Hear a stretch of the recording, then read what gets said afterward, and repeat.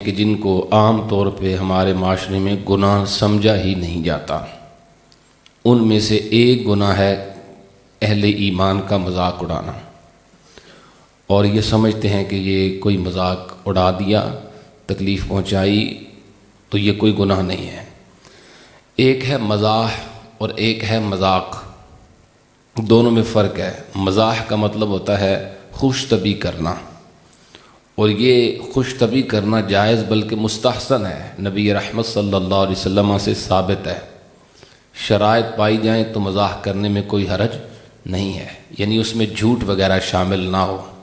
خود نبی رحمت صلی اللہ علیہ وسلم مزاح فرماتے تھے، جیسے کہ مشہور روایت ہے، ایک بوڑھی خاتون کو رسول اللہ صلی اللہ علیہ وسلم نے ارشاد فرمایا کہ بوڑھے جنت میں نہیں جائیں گے۔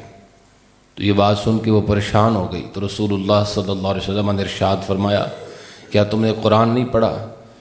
انا انشأناہن انشاء فجعلناہن ابکارا، اللہ فرماتا ہے ہم جوان کر دیں گے، تو بوڑھا ہونے کی حالت میں نہیں جائیں گے، اللہ تعالیٰ انہیں جوان کر دے گا۔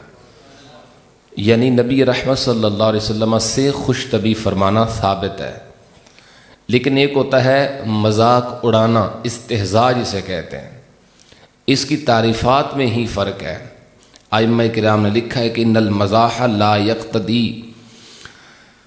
یقتضی تحقیر من یمازحہ، کہ جو مزاح ہوتا ہے اس میں جس سے مزاح کیا جا رہا ہے اس کی تحقیر نہیں ہوتی، اس کی اہانت نہیں ہوتی، اور جو استہزاء ہے، مذاق اڑانا جس کا ترجمہ ہے یقتضی تحقیر المستہزأ بہ، تحقیر المستہزأ بہ، کہ جس کے ساتھ مذاق کیا جاتا ہے اس کی تحقیر اس میں پائی جاتی ہے۔ سو اصل سبب جو ہے وہ تحقیر اور اہانت ہے، ذلت ہے دوسرے مسلمان کی۔ اللہ تعالیٰ قرآن مجید میں ارشاد فرماتا ہے، یا ایھا الذین آمنوا لا یسخر قوم من قوم عسیٰ ان یکونوا خیرا منھم۔ اللہ تعالیٰ ارشاد فرماتا ہے کہ اے ایمان والو، ایک قوم دوسری قوم کا مذاق نہ اڑائے، اس پر نہ ہنسے۔ کیوں؟ عسیٰ ان یکونوا خیرا منھم، اس لیے اللہ فرماتا ہے اس لیے کہ جو جس کا مذاق اڑا رہا ہے وہ اس سے بہتر ہو جو مذاق اڑانے والا ہے۔ اسی طرح فرمایا ولا نساء من نساء، نہ ہی عورتیں دوسری عورتوں کا مذاق اڑائیں، اس لیے کہ عسیٰ ان یکن خیرا منہن، جن کا مذاق اڑایا جا رہا ہے ممکن ہے کہ وہ ان سے بہتر ہوں۔ آپ سمجھے اس آیت کو؟ اے ایمان والو، ایک قوم دوسری قوم کا مذاق نہ اڑائے، کہ جو مذاق اڑا رہے ہیں اور جن کا مذاق اڑایا جا رہا ہے ممکن ہے کہ جن کا مذاق اڑایا جا رہا ہے وہ ان سے بہتر ہوں جو اڑانے والے ہیں۔ سو ہوش کے ناخن لینے چاہیے، اہل ایمان کی تحقیر یا ان کا استہزاء نہیں کرنا۔ اس آیت پاک کا شان نزول بیان کرتے ہوئے ائمہ مفسرین کرام نے یہ روایت نقل فرمائی ہے، صحابی رسول حضرت ثابت بن قیس بن شماس رضی اللہ تعالیٰ عنہ، یہ بہرے صحابی تھے، یعنی کم سنتے تھے، اونچا سنتے تھے۔ رسول اللہ صلی اللہ علیہ وسلم کی خدمت اقدس میں انہیں آگے جگہ دی جاتی تھی کہ اونچا سنتے ہیں، قریب بیٹھیں گے، آسانی سے سن سکیں گے، تو صحابہ ان کو جگہ آگے دیتے تھے۔ تو ایک دن لیٹ ہوئے، آگے لوگ بیٹھ چکے تھے، صحابہ کرام اپنی اپنی نشستوں پہ حاضر ہو چکے تھے، تو یہ پیچھے سے آئے اور سب کو کاٹ کے آگے چلے گئے، اور جہاں یہ خود بیٹھتے تھے وہاں ایک اور صحابی بیٹھے اور ان کے ساتھ یہ بھی بیٹھ گئے، یعنی ان کی جگہ پر کوئی اور صحابی بیٹھ گئے۔ جب وقت گزرا اور دیر تک گفتگو جاری رہی، حتیٰ کہ سورج طلوع ہوا۔ اب لائٹ کا یہ انتظام تو نہیں تھا اس دور کے اندر کہ رات کو بھی یا صبح کی نماز میں بھی اس طرح چہرے سب کے نظر آئیں، تو جب سورج روشنی تھوڑی نکلی تو اب دیکھا کہ سامنے جو بیٹھے تھے ان کا چہرہ نظر آیا، تو ان کو پکڑ کے کہنے لگے تو فلاں ہے اور فلاں عورت کا بیٹا ہے، اور انداز میں تحقیر تھی، یعنی فلانی عورت کا بیٹا ہے تو۔ جب اس کی ماں کا ذکر کیا تو اس ذکر میں تھوڑی اہانت تھی اور چھوٹا پن تھا گفتگو میں۔ اللہ تعالیٰ نے اس مقام پر یہ آیت مبارکہ نازل فرمائی۔ انہوں نے خوش طبعی فرمائی تھی یا کیا انداز تھا ان کا، لیکن اللہ تعالیٰ نے اس بات سے منع فرمایا کہ تم کسی کی اہانت کرو، اس کا مذاق اڑاؤ، اے تو فلاں ہے، تو فلاں کا بیٹا ہے، تو مزدور کا بیٹا ہے، تو کمی ہے، وغیرہ وغیرہ، اس جیسے الفاظ کے ساتھ دوسرے مسلمانوں کا مذاق اڑانا اس سے شریعت نے منع کیا۔ یہ کفار کا طریقہ ہے کہ وہ اہل ایمان کا مذاق اڑاتے ہیں۔ اللہ تعالیٰ فرماتا ہے ان الذین اجرموا کانوا من الذین آمنوا یضحکون، وہ لوگ جو مجرم ہیں، جنہوں نے جرم کیا، وہ اہل ایمان کو دیکھتے ہیں اور دیکھ کے ہنستے ہیں۔ وَإِذَا مَرُّوا بِهِمْ يَتَغَامَزُونَ، اور جب اہل ایمان ان کے قریب سے گزرتے ہیں تو ان کو دیکھ کے اپنی آنکھوں سے اشارے کرتے ہیں۔ آپس میں دو افراد بیٹھے ہوں، کوئی تیسرا قریب سے گزرے تو آپس میں اشارے کر رہے ہیں، اشارے سے بھی مذاق اڑانا منع کیا گیا ہے۔ یہ کفار کی عادت ہے جو اللہ نے قرآن مجید کے اس مقام پہ بیان فرمائی۔ جب مومن صحابہ ان کے قریب سے گزرتے تھے، حضرت عمار بن یاسر، حضرت بلال حبشی، دیگر صحابہ کرام جو غریب اور نادار ہوتے تھے، ان کو دیکھ کر تو کافر ہنستے تھے، مذاق اڑاتے تھے کہ یہ پھیلائیں گے دین اسلام، اور یہ خدمت کریں گے اسلام کی، اور یہ کریں گے جہاد، اور آپس میں ایک دوسرے سے اشارے کر کر کے ان کا ٹھٹھا اور مذاق کرتے تھے۔ اللہ تبارک و تعالیٰ نے یہ عادت کفار کی بیان فرمائی۔ اب دیکھیں، اگر کوئی کسی مسلمان کا مذاق اڑائے، دوستوں میں بیٹھ کے ہنسے، ایک دوسرے پہ ہاتھ مار رہے ہیں، کسی اور کا مذاق اڑا رہے ہیں، تو یہ وہی کام نہیں جو کافر کرتے تھے، اور وہی حرکت نہیں جس پر کفار کی مذمت اللہ کے قرآن میں آئی۔ اس لیے سوچنا چاہیے کہ میری عادات سے اشارتاً، کنایتاً، صراحتاً کسی طرح بھی کسی مسلمان کے دل آزاری نہ ہو۔ مذاق اڑانا اس لیے بھی حرام ہے کہ اسے دوسرے مسلمان کی تحقیر ہے، دل آزاری ہے۔ نبی پاک علیہ الصلوۃ والسلام کا یہ فرمان ہمیں ہر وقت ذہن میں ہونا چاہیے، جو مذاق اڑاتا ہے، جس کا مذاق اڑاتا ہے اسے حقیر سمجھتا ہے، اس لیے تو مذاق اڑا رہا ہے، اور مذاق اڑا کے یہ ثابت کرتا ہے کہ یہ حقیر ہے اور میں اس سے اعلیٰ ہوں۔ نبی پاک علیہ السلام کا یہ فرمان ہمیشہ ہمارے پیش نظر رہنا چاہیے۔ یہ مسلم شریف کی حدیث ہے، حضور نے فرمایا بحسب امرئ من الشر ان یحقر اخاہ المسلم، ایک شخص کے برا ہونے کے لیے یہی کافی ہے کہ وہ اپنے مسلمان بھائی کو حقیر سمجھتا ہے، اس کو کوئی اور دلیل تلاش کرنے کی ضرورت نہیں کہ میں اچھا ہوں کہ برا ہوں۔ برا ہونے کے لیے یہی بات کافی ہے، بے شک وہ نمازیں پڑھتا ہو، عبادت کرتا ہو، لیکن ہے وہ برا، یہ ایک ہی بات کافی ہے اس کی برائی کے لیے کہ وہ کیا کرتا ہے، اہل ایمان کی حقارت کرتا ہے، انہیں حقیر سمجھتا ہے، حقیر سمجھتا ہے تو مذاق کرتا ہے۔ اسی طرح حضور نبی پاک علیہ السلام کا ایک اور فرمان فرمایا، حضرت عبداللہ ابن عباس اس کے راوی ہیں، لا تماری اخاکا، فرمایا اپنے بھائی سے جھگڑا نہ کرو، مسلمان بھائی سے جھگڑا نہ کرو، ولا تمازحہ، اور اس سے ایسا مذاق نہ کرو جس مذاق سے اس کا دل دکھے، ولا تعدہ موعدا، اور ایسا وعدہ بھی نہ کرو کہ فتخلفہ کہ اس سے وعدہ کر کے تو اس کی خلاف ورزی کرے۔ یہ تین کاموں سے اللہ کے حبیب علیہ السلام نے منع فرمایا۔ بعض اوقات کسی کی غربت کو، کسی کی کمزوری کو، جسمانی کمزوری کو، خاندانی کمزوری کو، یا عقلی کمزوری کو، یا علمی کمزوری کو سامنے رکھ کے لوگ مذاق کرتے ہیں۔ ظاہر ہے کوئی کمزوری سامنے ہوگی تو مذاق، تو ان کمزوریوں کو دیکھ کے اگر دل کرے نا مذاق اڑانے پر، تو نبی پاک صلی اللہ علیہ وسلم کی حدیث مبارکہ یاد کر لینی چاہیے، صحیح مسلم کی روایت ہے۔ حضور نے فرمایا رب اشعث اخبرا، کتنے ہی ایسے لوگ ہیں جو پراگندہ بال ان کے بکھرے ہوئے۔ کیوں بکھرے ہوئے؟ کیونکہ ان کے پاس کنگھی کوئی نہیں، اتنے غریب کہ کنگھی بھی کوئی نہیں، سر پہ لگانے کے لیے تیل بھی کوئی نہیں، اغبر، غبار آلود وجود ہے، کپڑے غبار آلود ہیں، کام کر کر کے، مزدوریاں کر کر کے، لوگوں کی خدمت کر کر کے انہیں اتنی بھی ہوش نہیں کہ کپڑے ہی بدل لیں۔ فرمائی یہ دو چیزیں، بال خراب حال، وجود غبار آلود، پھر فرمایا غی اغبر مدفوع بالابواب، اور اتنے وہ غریب کے لوگ انہیں دروازوں سے دھکے دیتے ہیں، کسی کے دروازے پہ چلے جائیں لوگ دھکا دے کے پیچھے کر دیتے ہیں، دروازے پہ کھڑا بھی کوئی نہیں ہونے دیتا، اتنے وہ کمزور لوگ دنیاوی اعتبار سے۔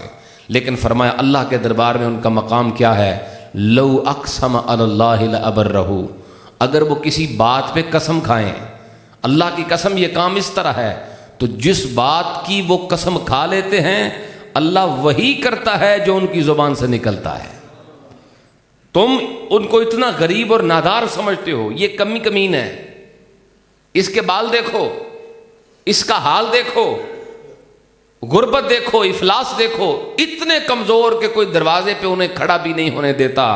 فرمایا اللہ کے دربار میں ان کا مقام ہوتا ہے اتنا کہ اگر وہ زبان کھول دیں اور کچھ کہہ دیں، جو وہ کہتے ہیں رب ان کی قسم پوری کر دیتا ہے۔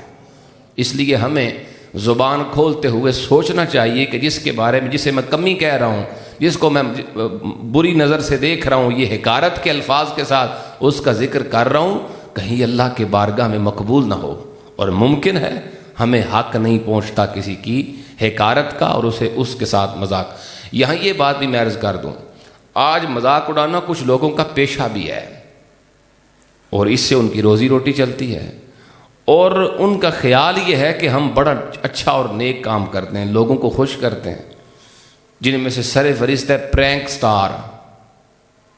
یہ پرینک نہیں کر رہے آج کل لڑکے، ہر دوسرا لڑکا جو ہے کیا کرتے ہو، میں پرینک بناتا ہوں، پرینک ویڈیوز بناتا ہوں۔ یہ دیکھتے جو ہے نا، پتہ ہے سب کو، پرینک کیا کرتے ہیں جی، وہ کیمرہ فٹ کر دیتے ہیں کہیں چھپا کے، اور پھر کسی کے ساتھ مذاق کرتے ہیں اور وہ ویڈیو ریکارڈ ہو جاتی ہے اور بعد میں دکھاتے ہیں لوگوں کو، لوگ ہنستے ہیں، خوش ہوتے ہیں، جی ہم بڑا نیکی کا کر رہے ہیں۔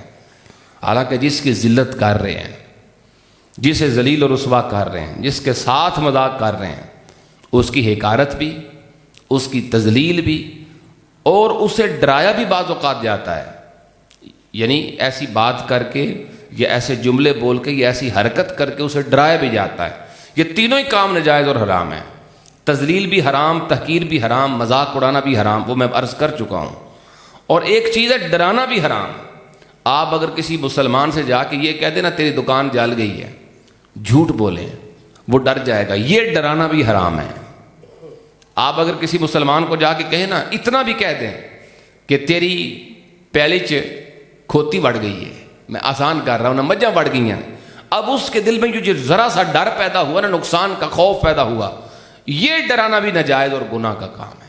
حدیث پاک سن لے، نبی پاک علیہ الصلوۃ والسلام نے ارشاد فرمایا، کچھ صحابہ کرام حضور کے ساتھ ایک سفر میں تھے، بڑے غور سے ایک مقام پہ رکے، ایک بندہ سو گیا ان میں سے، ایک صحابی، فنام رجل منہم، ایک شخص سو گیا، فانطلق بعضهم الی حبل معه، اس کے پاس ایک رسی تھی، شاید جانور باندھنے کے لیے، سواری باندھنے کے لیے، وہ رسی پاس رکھ کے سو گیا، سفر میں زمین پہ ہی سویا ہوگا، اب وہ رسی پاس رکھ کے سو گئے۔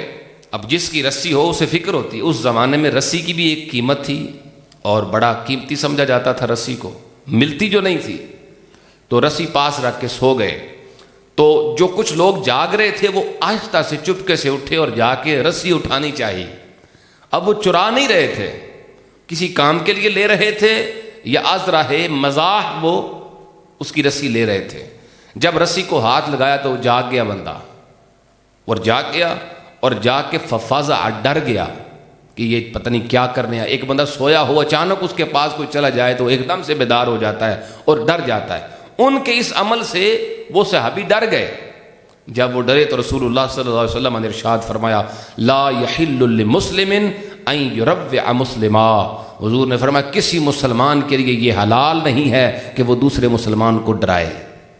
ڈرانا بھی حلال نہیں ہے، ڈرانا بھی حلال، اس قدر احترام بتایا اللہ نے اہل ایمان کا۔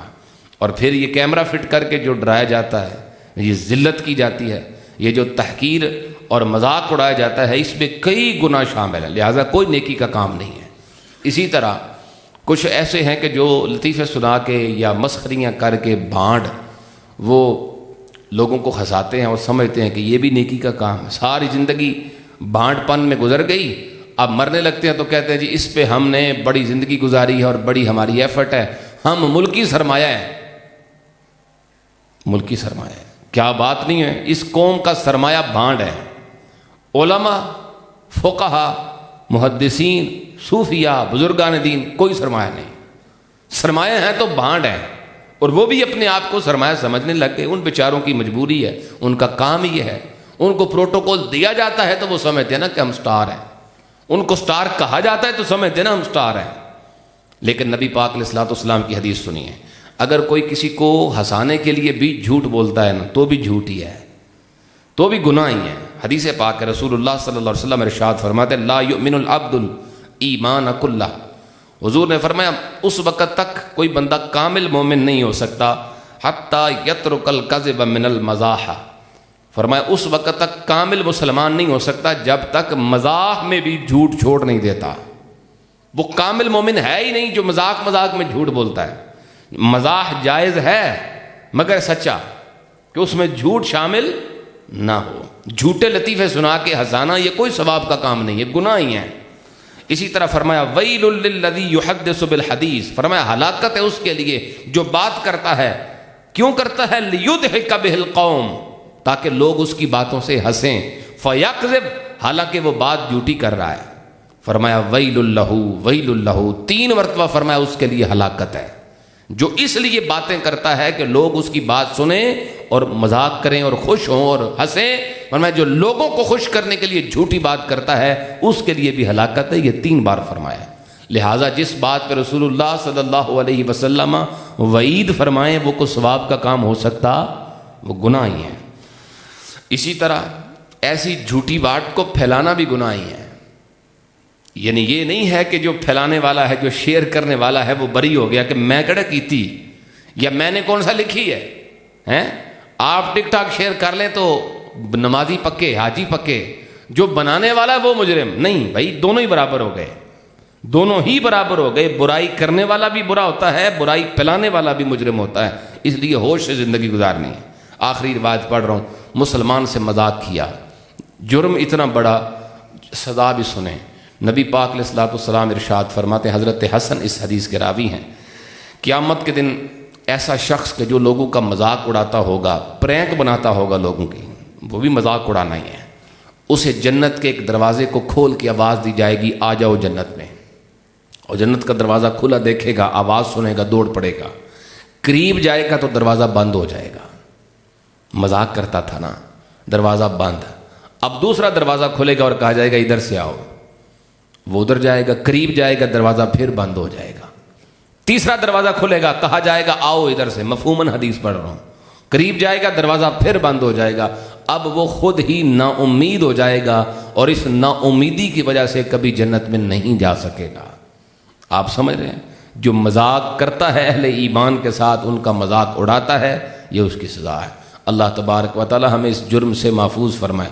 جانے انجانے میں اگر کسی کے ساتھ ہم نے ایسا کیا ہو، اسے حقارت کی نظر سے بھی دیکھا ہو، اس کی حقارت کی ہو، اس کو ذلیل کیا ہو سر بزم، تو ہمیں اسے راضی کرنا چاہیے۔ دنیا میں راضی کرنا آسان ہے، قیامت کے دن راضی کرنا مشکل ہے۔ اللہ تعالی عمل کی توفیق عطا